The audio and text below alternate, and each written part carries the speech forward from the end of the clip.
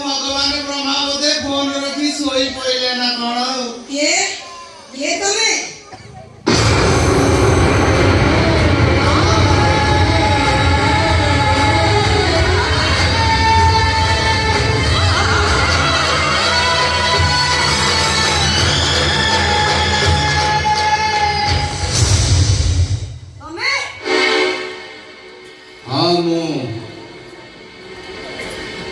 मते हठात देखी तमे आश्चर्य हो ना मु एठी की काणी के आसी छी कोन करबी कहूना आजि काली मु फोन रे एते व्यस्त रहउची जे भगवान ब्रह्मा को पाखु को फोन करू करू मु मोबाइल रो सब जाका बैलेंस होइला अवश्य रिलायंस फोन रे भी मोर 500 टका लोड हे अछि हां किंतु स्वर्गपुर तो एयरटेल छोड़ा रिलायंस र जमा टावर नै आ मु जते बेले स्वर्गपुर को लगाउची सब बेले नेटवर्क फेल ओरी तमे ठीक करी देस्तो केदार जदी गौरी की पचरंती तमे ठीक काहे की आसी छ आ भला हो जे जदी मजनू को पचरे तमे ठीक काहे की आसी छ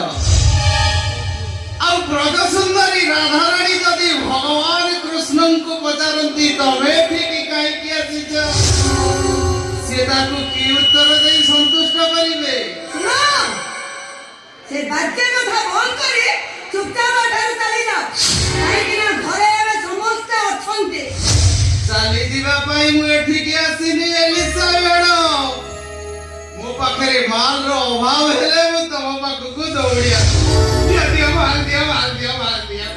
मु भे तुमको एबे 10,000 टका देइथिली मोला जा से टका कोला अछि ता छड़ा से टका थले मु कोन तम पाखु केबे आई था देखो आजे मु तुमको गोटाए टंका भी दे पाइबे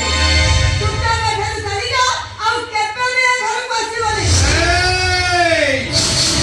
केते गरम देखाना कहूची चुपचाप टंका दबो ना मु तो घर भीतर को जीवी कौन करीबी ऐसे एक फोटो को दे एक फोटो देखई तो घर वाला को कहनी तुम पुरुना प्रेमिका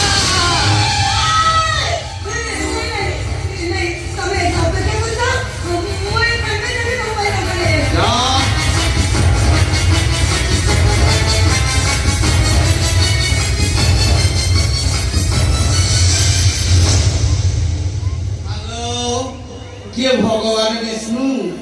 नमस्कार मु मर्त्यपुर निया फुंटा कहूची आपण सेठी कोन करछोदी केठी पड़ा सब कोन बळा हे गलानी आज्ञा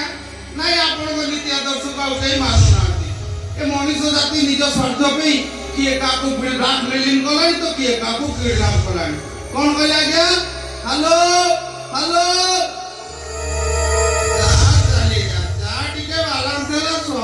सब पाई गला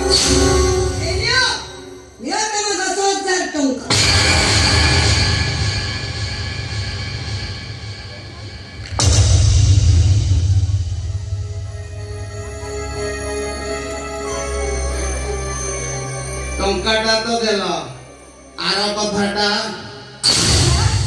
बोली गलानी बोधे ये दान पर दक्षिण दबनी ये हमर पूर्व कंडीशन अनुसार तमे मते टंका दबो आ तापरे मु तम गाले रे गोटा सुंदरिया किस देखो केते बेले कोन छिला एबे किंतु मो मां ए सरी सरी तो घर संसार करूची मो बिया मारी पर मो मां ए सरी छे मां ए सरी छ आ मु सळा दी खंजणी धरी दंडरे फकीरा होलिया करू ए चुपचाप मो कंडीशन रे राजी हेई गालटा देखई दबु ना मु तो परिवार को फोटो देखई कहबी तुम पुरुणा प्रेमिका बोली